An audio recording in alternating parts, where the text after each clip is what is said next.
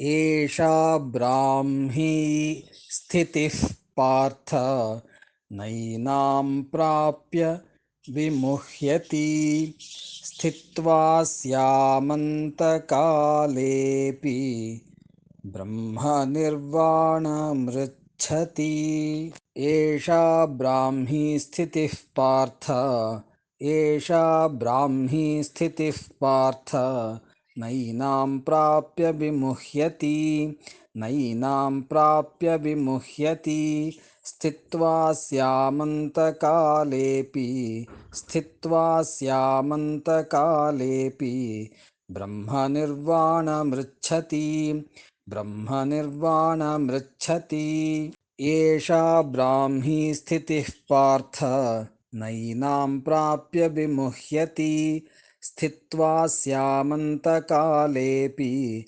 ब्रह्मनिर्वाणमृच्छति।